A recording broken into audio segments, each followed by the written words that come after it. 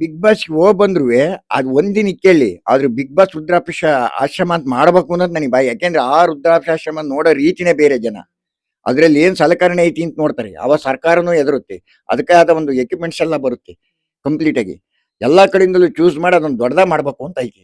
ಅದೊಂದು ನನಗೆ ಆಸೆ. ಆ ದೇವರಾಗಿ ಎಲ್ಲರೂ ನಡೆಸ್ತೀರಿ ಅಂತ ನಿಮ್ ಪಬ್ಲಿಕ್ ಆಗಿ ಕೇಳ್ತಾ ಇದ್ದೀನಿ. ಯಾರು ಏನು ಮಾಡುವರು ನನಗೇನು. ನೋಡಿ ಸ್ನೇಹಿತರೆ, ಯಾರಾದ್ರೂ ಈ ವಿಡಿಯೋ ಮೀಡಿಯಾದವರೆಲ್ಲ ನೋಡ್ತಾ ಇದ್ರೆ ನೋಡಿ, ಇವರ ಒಂದು ಆಸೆ ಇದೆ. ಇಂಥ ಹೋರಾಟಗಾರ ಸಮಾಜಮುಖಿ ಕಾರ್ಯದಲ್ಲಿ ಮುಂದೆ ಇರ್ತಾರೆ. ಅವ್ರು ಯಾವತ್ತು ಉಪವಾಸ ಮಾಡಿ ಎಷ್ಟು ಜನಗಳಿಗೆ ನ್ಯಾಯ ಕೊಡ್ಸಿದ್ದಾರೆ. ಇವರು ಉಪವಾಸ ಇರ್ತಾರೆ, ಬೇರೆಯವ್ರಿಗೆ ಅನ್ನ ಕೊಡ್ಸಿದ್ದಾರೆ, ನೀರು ಕೊಡ್ಸಿದ್ದಾರೆ. ಅದ ಕಾರಣ ಇಂಥವ್ರನ್ನ ಒಂದು ಬಿಗ್ ಬಾಸ್ ಸೆಲೆಕ್ಟ್ ಮಾಡಿ ಕಳ್ಸಿದ್ರೆ ನೋಡಿ, ಇದು ಬಿಗ್ ಬಾಸ್ ಯಾವ್ದೋ ಒಂದು ನಿಸ್ವಾರ್ಥ ಸೇವೆಯಿಂದ ಹೋಗ್ತಾ ಇರೋದು. ಅವ್ರು ಯಾವ್ದೇ ಸ್ವಾರ್ಥಕ್ಕೆ ಹೋಗ್ತಾ ಇಲ್ಲ, ನಾನು ಹೆಸರಾಗ್ಬೇಕು ಅಂತ ಹೋಗ್ತಾ ಇಲ್ಲ. ಇವತ್ತು ಇವ್ರು ವಿಡಿಯೋ ಮಾಡಕ್ಕೆ 2-3 ತಿಂಗಳಿಂದ ಕೇಳ್ಕೊಂಡು ಬಂದಿದ್ದೀನಿ ನಾನು.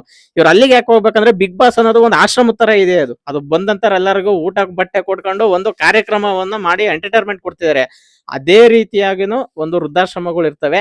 ಆ ಬಿಗ್ ಬಾಸ್ ಒಳಗೆ ಹೋಗಿ ವೃದ್ಧಾಶ್ರಮದ ಬಗ್ಗೆ ನಾನು ಮಾತಾಡ್ಬೇಕು ಅನ್ನೋ ಒಂದು ಕಾನ್ಸೆಪ್ಟ್ ಇಟ್ಕೊಂಡಿದ್ದಾರೆ. ಅವರಿಗೆ ಸ್ನೇಹಿತರೆ ಒಂದು ಬಿಗ್ ಬಾಸ್ಗೆ ಹೋಗುವಂತ ಎಲ್ಲಾ ರೀತಿಯಾದ ಮಾರ್ಗಗಳು ಸಿಗ್ಲಿ ಅಂತ ನಾವು ಪ್ರಾರ್ಥಿಸ್ತೀವಿ. ಈ ವಿಡಿಯೋ ನೋಡ್ತಿರೋರಿದ್ರೆ ಇನ್ನೂ ಹೆಚ್ಚಿನ ಜನ ಬನ್ನಿ, ಇವರ ನಂಬರ್ ಹಾಕಿರ್ತೀನಿ, ಫೋನ್ ಮಾಡಿ, ಇವರಿಗೆ ಫೋನ್ ಮಾಡಿ ಇವರ ಒಂದು ವಿಡಿಯೋಗಳನ್ನ ಮಾಡಿ ಸಮಾಜದ ಜನರಿಗೆ ತೋರಿಸಿ. ಇವತ್ತು ಸಣ್ಣ ಪುಟ್ಟ ಸೇವೆ ಮಾಡಿ ಇವತ್ತು ಏನೇನೋ ಹೆಸರು ತಾಂತಿದ್ದಾರೆ ಜನ. ಇವ್ರು ಮಾಡಿರೋ ಸೇವೆಗಳಿಗೆ ಸ್ನೇಹಿತರೆ ಇವ್ರು ಇಷ್ಟೊತ್ತಿಗೆ ಎಲ್ಲ ಇರಬೇಕಾಗಿತ್ತು. ಆದ್ರೆ ಯಾವ್ದೊಂದು ಪ್ರಚಾರ ಇಲ್ಲ. ಇವರಿಗೆ ಪ್ರಚಾರ ಇಲ್ಲದೆ ಸೇವೆ ಮಾಡ್ತಾ ಇದಾರೆ.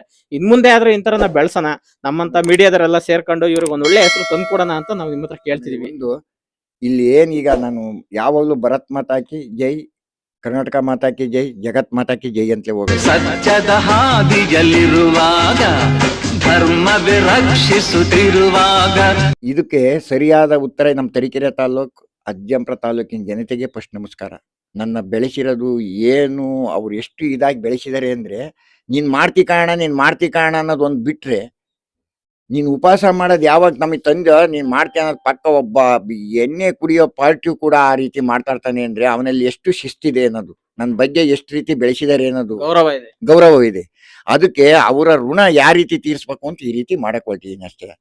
ಆಮೇಲೆ ಬಿಗ್ ಬಾಸ್ ಅಂದ್ರೆ ಇವತ್ತಿನ ಕಾಲದಾಗೆ ಗಂಡು ಮಕ್ಕಳು ಮದುವೆ ಆಗಿ, ಈಗಿನ ಕಾಲದವರು ನಮ್ಮ ಮನೆ ಒಳಗೂ ಹೇಳ್ತೀನಿ, ಮಗುಗೆ ಅಪ್ಪ ಬೇಕಾಗಿರುತ್ತೆ, ಸೊಸಿಗೆ ಬೇಕೋ ಬೇಡವೋ ಗೊತ್ತಿರಲ್ಲ. ಆದ್ರೆ ಅವನು ವಿಧಿಲ್ದಲ್ಲಿ ನಡೆಸ್ಬೇಕಾಗಿರುತ್ತೆ. ನೀವು ಏನಾರ ತಿಳ್ಕೊಳ್ರಿ ಪಬ್ಲಿಕ್ಕು. ನನ್ನ ಆಗಿರೋ ನೋವುಗಳನ್ನ ನಾನು ಹೇಳ್ತಾ ಇದ್ದೀನಿ, ಆಗಿರೋ ಜನಗಳು ನನಗೆ ಹೇಳ್ತಾ ಇದ್ದಾರೆ. ಅದಕ್ಕೋಸ್ಕರ ಏನಾರ ಮಾಡಿ ಇದೊಂದು ವ್ಯವಸ್ಥೆ ಮಾಡೋಣ ರಾಜಣ್ಣ.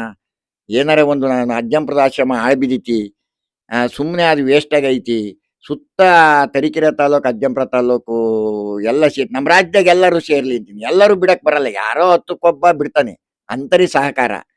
ಅದಕ್ಕೆಲ್ಲ ನೀವು ಗೌರವ ಕೊಡ್ತೀರಿ. ರಾಜನ ಉಪವಾಸ ನೀವು ಬೆಳೆಸಿರೋರು, ರಾಜನ ಬಗ್ಗೆ ನಿಮಗೆ ಫುಲ್ ಅಭಿಮಾನ ಇದೆ. ಆ ಬಿಗ್ ಬಾಸ್ ಅನ್ನ ಹೆಸರು ನಿಮಗೆ ಬರ್ಬೇಕು ಜನಗಳಿಗೆ, ಆಮೇಲೆ ಪಬ್ಲಿಕ್ಕಿಗೆ ಅಷ್ಟು. ಅದು ಇಟ್ಕೊಂಡೇ ನೀವು ಹೋರಾಟ ಮಾಡಬಹುದು. ರಾಜನ್ ಬೇಕಾಗಿಲ್ಲ, ನಾನು ರಬ್ಬರ್ ಸ್ಟಾಂಪ್ ಅಷ್ಟೇ. ನೋಡಿ, ಈ ರೀತಿಯಾದ ರಾಜ್ಕುಮಾರ್ ಅವರು ಊರಿಗೆ ಒಬ್ಬೊಬ್ರು ಇರ್ಲೇಬೇಕು ಸ್ನೇಹಿತರೆ. ಹಂಗಿದ್ರೆ ಊರುಗಳು ಒಂದು ಬೆಳೆಯಕ್ ಸಾಧ್ಯ.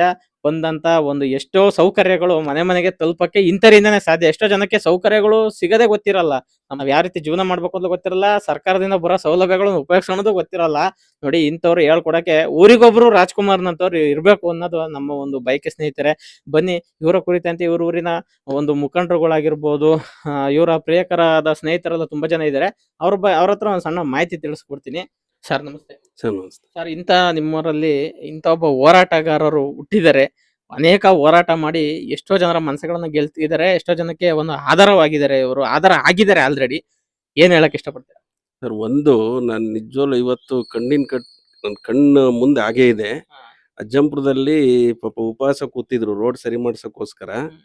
ಅದೇ ಟೈಮಿಗೆ ಅವರೇ ಸ್ವಂತ ಶಾಮಿಯಾನ ಹಾಕ್ಸ್ಕೊಂಡು, ಯಾರು ದುಡ್ಡು ಕೊಟ್ಟಿಲ್ಲ, ಒಂದು ಶಾಮಿಯಾನ ಹಾಕ್ಸ್ಕೊಂಡು ಉಪವಾಸ ಕೂತಿದ್ರು.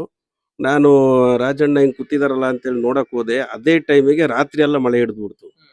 ಬಟ್ಟೆ ಎಲ್ಲ ನೆಂದೋಗಿದೆ, ಮಲ್ಕೊಂಡಿದ್ದಾರೆ, ಒಂದು ದಿಂಬು ಇಲ್ಲ ಏನಿಲ್ಲ. ಅವ್ರ ಬಸ್ ಸ್ಟ್ಯಾಂಡ್ ಒಳಗೆ ಮಳೆ ನೆಂದ್ಕೊಂಡು ಫುಲ್ ಮಂಕೊಂಡು ಮಳೆ ನೆಂದೋಗ್ಬಿಟ್ಟಿದೆ. ಊಟನೂ ಇಲ್ಲ, 2 ದಿನ ಆಗಿತ್ತು. ಅಂತ ಒಂದು ಹೋರಾಟ ನಿಜವಾಗ್ಲೂ ಭಾಳ ಯಾರು ಇದು ಮಾಡಕ್ ಸಾಧ್ಯ ಇಲ್ಲ. ಎಲ್ಲ ಪ್ರಚಾರಕ್ಕೋಸ್ಕರ ಮಾಡ್ತಾರೆ. ನಿಜವಾಗ್ಲೂ ಅವ್ರು ಅದನ್ನ ನೋಡಿ ಆಮೇಲೆ ಅದೆಲ್ಲ ಸಕ್ಸಸ್ ಆದ್ಮೇಲೆ ಎಲ್ಲ DC ಗಳೆಲ್ಲ ಬಂದು ರೋಡ್ ಸ್ಯಾಂಕ್ಷನ್ ಮಾಡಿದ್ರು. ರೋಡ್ ಸ್ಯಾಂಕ್ಷನ್ ಮಾಡಿದ್ಮೇಲೆ ನಮ್ಮ ಊರಿಗೆ ಎಲ್ಲ ಬಂದರು, ಟ್ಯಾಕ್ಟ್ರಲ್ಲೆಲ್ಲ ಕರ್ಕೊಂಡು ಬಂದು. ನಿಜವಾಗ್ಲೂ ಅವ್ರ ತಾಯಿ ಇದ್ರು, ಗಂಗಮ್ಮ ಅಂತ. ನಾನು ಬಂದೆ ಅವಾಗ ರಾಜಣ್ಣನ ನೋಡೋಣ ಅಂತೇಳಿ. ಆಗ ಅವ್ರ ತಾಯಿ ಭಾಳ ಖುಷಿಯಾಗಿ ಹೇಳಿದ್ರು, ನನ್ನ ಮಗ ಕೋಟಿಗೊಬ್ಬ ಅಂತೇಳಿ ಈಗಲೂ ಹಂಗೆ ಐತಿ ಆ ಮಾತು ಗಂಗಮ್ಮ ಹೇಳಿರೋದು, ಗಂಗಜ್ಜಿ ಹೇಳಿರೋದು. ಬಹಳ ಖುಷಿ ಆಯ್ತು. ಇಂಥ ನಮ್ಮ ಊರಿಗೆ ಅಂತ ಹೋರಾಟಗಾರ ಇದ್ದಾರೆ ಅಂದ್ರೆ ಅದ್ರೊಬ್ರು ಇದ್ಬಿಟ್ರೆ ಖಂಡಿತ ಒಂದು ಹಳ್ಳಿ ಉದ್ಧಾರ ಆಗ್ತವೆ ಅಂತ ನಮ್ಮ ಅನಿಸಿಕೆ. ನೋಡಿ ಸ್ನೇಹಿತರವರು, ಅಜ್ಜಂಪುರದಲ್ಲಿ ಹೆಸರಾಂತ ಶಾಲೆ ಕನ್ನಡ ನೂತನ ಅಂತ ಶಾಲಾ ಶಿಕ್ಷಕರು ಸ್ವಾಮಿ ಸರ್ ಅಂತ. ಇವರು ಅನೇಕ ಮಕ್ಕಳಿಗೆ ವಿದ್ಯಾಭ್ಯಾಸವನ್ನು ನೀಡಿದ್ದಾರೆ. ಕೆಲವು ಮಕ್ಕಳು ನವೋದಯಕ್ಕೂ ಹೋಗಕ್ಕೂ ಇವರು ಒಳ್ಳೆ ಒಂದು ಶಿಕ್ಷಣವನ್ನ ಕೊಟ್ಟಿದ್ದಾರೆ ಸ್ನೇಹಿತರೆ. ನೋಡಿ, ಅಂತವರು ಕೂಡ ಅವ್ರ ಬಗ್ಗೆ ಒಂದು ಒಳ್ಳೆ ಮೆಚ್ಚುಗೆ ಮಾತುಗಳನ್ನ ಆಡ್ತಾ ಇದ್ದಾರೆ. ನಾನು ರೈಲ್ವೆ ಎಂಪ್ಲಾಯಿ, ರಿಟೈರ್ಡ್ ಎಂಪ್ಲಾಯಿ. ಅವರು ನಮ್ಮ ಅಜ್ಜಂಪುರದ ಇಂಟರ್ಸಿಟಿ ಸಿದ್ಧಗಂಗಾನದಿ ಎಕ್ಸ್ಪ್ರೆಸ್ ನಿಲ್ಲಿಸ್ಬೇಕು ಅಂತ ಹೋರಾಟ ಮಾಡಿ ಅವ್ರು ಗಾಡಿ ನಿಲ್ಲಿಸ್ಕೊಟ್ಟಿದ್ದಾರೆ ಸರ್. ಅಂತ ಸಹನಿಯಾದ ಮನುಷ್ಯ. ಅವನಿಗೇನು ಇವತ್ತಿನವ್ರಿಗೆ ಯಾರು ಕೆಟ್ಟವ್ರು ಅಂದಿಲ್ಲ. ಈ ತಾಲೂಕಲ್ಲಿ ಉದ್ದ ಬೆಳೆದಿದೆ. ಇಂಟರ್ಸಿಟಿ ನಿಲ್ಸಕ್ಕೆ ಇವರೇ ಕಾರಣ. ಡ್ರೈವರ್ ನಿಮ್ಮಂತ ಸಹನ ಮನುಷ್ಯ ಇಲ್ಲ ಅಂತೇಳಿ 25 ಕಿಲೋಮೀಟರ್ ಡ್ರೈವರ್ ಜೊತೆ ಕರ್ಕೊಂಡೋದ್ರು ಅವ್ರನ್ನ. ಲೋಕೋ ಪೈಲಟ್ ಅವ್ರು ಕರ್ಕೊಂಡೋದ್ರು, ನಡುವರು ಇಳಿಸೋದ್ರು. ಸಹನೆ ಇರ್ಲಿ ಅಂತ ಹೇಳಂತ ಫೋಟೋ ತಕೊಂಡು ಅವ್ರನ್ನ ವಿಸಿಟ್ ಕೊಟ್ಟು ಕಳಿಸಿದ್ರು. ಅವನು ಯಾವ ಥರದಲ್ಲಿಯೂ ದಗಲ ಮೋಸ ಇವ್ಯಾವನು ಮಾಡೋನಲ್ಲ. ಅವನು ನಿಯತ್ತಾಗಿ ದುಡಿಯೋ ಮನುಷ್ಯ. ಇಲ್ಲಿಂದ ಸುಮಾರು 1.5 ಕಿಲೋಮೀಟರ್ ಆಗ್ತೈತಿ ಕಟಿನೇರೆ ಗೇಟು. ರೋಡು ಹೇಳಿದ್ರು ಸರಿ ಮಾಡಲಿಲ್ಲ, ಏನು ಮಾಡಿದ್ರು ಸರಿ ಮಾಡಲಿಲ್ಲ. ಅಲ್ಲಿ ಹೋಗಿ ಅವ್ನ ಸ್ವಂತ ಖರ್ಚಿನಾಗೆ ತಾಟ್ಪಾಲ್ ಬಡ್ಕೊಂಡು ಒಂದು 8 ದಿವಸ ಉಪವಾಸ ಕುತ್ಕೊಂಡು ಆದಮೇಲೆ ಎಲ್ಲ ರೋಡು ಸರಿ ಆಯಿತು. ಬಂದು ಹಿಂದ್ಗಡೆಗೆ ಎಲ್ಲ ಬಂದು ಸರಿ ಮಾಡಿದ್ರು ಅಂಥ ಜನಸೇವಕ. ಆಮೇಲೆ ಇನ್ನೊಂದು ಇನ್ಸಿಡೆಂಟ್ ಆಯ್ತು. ನಮ್ಮೂರಲ್ಲಿ ಮಣ್ಣು ಹೊಡಿತಿದ್ವು ನಾವು ತೋಟಕ್ಕೆ. ಯಾರು ಹೇಳಿದ್ರು ಮಳೆ ತುಂಬ್ತಿದ್ದಾರೆ ಅಂತ ಬಂದು ನಮ್ಮ ಟ್ಯಾಕ್ಟ್ರಿನೆಲ್ಲ ಸೀಸ್ ಮಾಡಕ್ಕೆ ಹೋದ್ರು. ನಾವು ಮಳೆ ತುಂಬ್ತಿರಲ್ಲ, ತೋಟಕ್ಕೆ ಮಣ್ಣು ಹೊಡ್ಕೊಂತಿದ್ವು. ಅವಾಗ ನಮಗೆ ಆ ಧೈರ್ಯ ಇರಲಿಲ್ಲ. ರೋಡ್ನೇ ಬಾವುಟ ಹಾಕ್ಕೊಂಡು ಅವ್ರು ಇದು ಮಾಡಿದ್ದಾರೆ ಅಂತಂತ ನಮ್ಮ ಟ್ಯಾಕ್ಟ್ರನ್ನೆಲ್ಲ ಬಿಡಿಸಿ ನಮ್ಮ ಅನುಕೂಲ ಮಾಡಿಕೊಟ್ಟ ಜನಸೇವಕ, ಒಳ್ಳೆ ಮನುಷ್ಯ. ಓಕೆ, ನೋಡಿ ಸ್ನೇಹಿತರ, ಊರಿನ ಗ್ರಾಮಸ್ಥರೆಲ್ಲ ಮೆಚ್ಚುಗೆ ಮಾತು. ನಾನು ಇವ್ರ ಊರಲ್ಲಿ ಮಾತ್ರ ಮಾತಾಡಿಸ್ತಿದ್ದೀನಿ. ಇವ್ರ ಬಗ್ಗೆ ನಾನು ಏನಾದ್ರು ತರೀಕೆರೆ ಬಸ್ ಸ್ಟ್ಯಾಂಡ್ ಅಲ್ಲಿ ಇಲ್ಲ ಅಜ್ಜಂಪುರ ಬಸ್ ಸ್ಟ್ಯಾಂಡ್ ಅಲ್ಲಿ ಏನಾದ್ರು ಒಂದು ವಿಡಿಯೋ ಮಾಡಿದ್ರೆ ಸಾವಿರಾರು ಜನ ನಿಂತಿರೋರು ಇವ್ರ ಹಿಂದೆ. ಯಾಕಂದ್ರೆ ಅಷ್ಟು ಅಭಿಮಾನ ಇಟ್ಕೊಂಡಿದ್ದಾರೆ ಜನ ಇವ್ರ ಮೇಲೆ. ಏನಾದ್ರು ಒಂದು ಸಮಸ್ಯೆ ಆಯ್ತಂದ್ರೆ ಅಬ್ನಾಳ್ ರಾಜ್ಕುಮಾರ್ ಅವ್ರು ಕರ್ಸ್ರಿ, ರಾಜಣ್ಣ ಅವ್ರು ಬರ್ಲಂದ್ರೆ ರಾಜಣ್ಣ ಅವ್ರಿಗೆ ಕಿವಿ ಮುಟ್ಟಿಸ್ಬೇಕು ಈ ಮಾತನ್ನ. ಅವ್ರೇನಾದ್ರು ಇಲ್ಲಿ ಬಂದ್ರೆ ಪಕ್ಕ ಇದಕ್ಕೆ ನ್ಯಾಯ ಸಿಗುತ್ತೆ. ಅಷ್ಟು ಹೋರಾಟಗಾರರು. ಇಷ್ಟೇ ಉಪವಾಸವನ್ನೇ ಮಾಡಿ ಜನಗಳಿಗೆ ಹೊಟ್ಟೆ ತುಂಬಿಸಿರೋ ಅಂತ ಹೋರಾಟಗಾರರು ಇವರು. ನೋಡಿ ಸ್ನೇಹಿತರೆ, ಇವರೆಲ್ಲ ಅವರ ಸ್ನೇಹಿತರು. ತುಂಬಾ ಖುಷಿಯಿಂದ ಬಂದು ರಾಜ್ಕುಮಾರ್ ಅವ್ರು ನನ್ನ ಸ್ನೇಹಿತರು, ಅವ್ರ ಬಗ್ಗೆ ವಿಡಿಯೋ ಮಾಡ್ತಿದ್ದೀರಾ.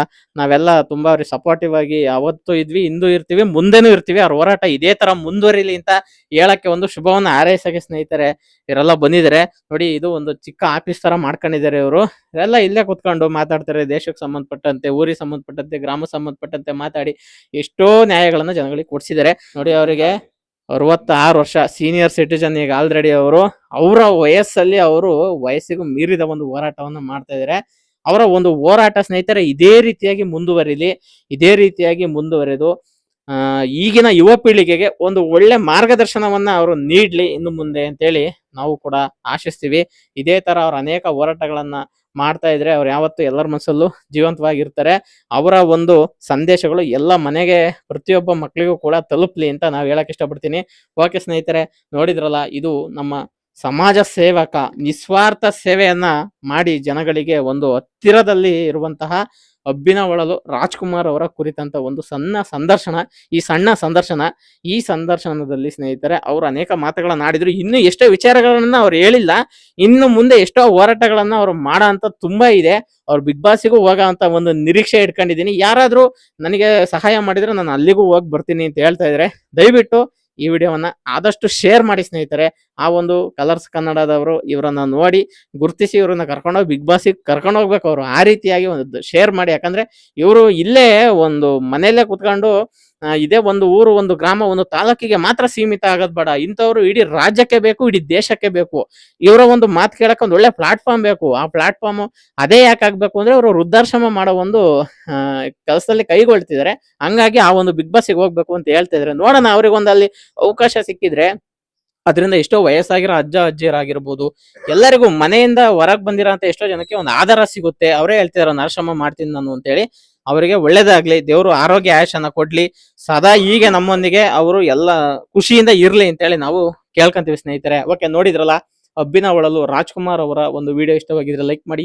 ಏನಾದ್ರು ಅನಿಸಿಕೆ ಅಭಿಪ್ರಾಯ ಹೇಳ್ಬೇಕನ್ಸಿದ್ರೆ ಕಮೆಂಟ್ ಬಾಕ್ಸ್ ನಲ್ಲಿ ಕಮೆಂಟ್ ಮಾಡಿ. ಸ್ನೇಹಿತರೆ, ದಯವಿಟ್ಟು ಈ ನಿಮ್ಮ ಭೂಚೇತನ ಯೂಟ್ಯೂಬ್ ಚಾನಲ್ಗೆ ಸಬ್ಸ್ಕ್ರೈಬ್ ಮಾಡಿ, ಸಪೋರ್ಟ್ ಮಾಡಿ. ಇದೇ ರೀತಿ ಅನೇಕ ವಿಡಿಯೋಗಳನ್ನು ಇನ್ನು ಮುಂದೆ ಮಾಡ್ತಾ ಹೋಗ್ತೀವಿ. ಅವ್ರದ ಜೈ ಹಿಂದ್, ಜೈ ಕರ್ನಾಟಕ. ಮತ್ತೆ ನಾವಾಡುವ ನುಡಿಯೇ ಕನ್ನಡ ನುಡಿ, ಚಿನ್ನದ ನುಡಿ.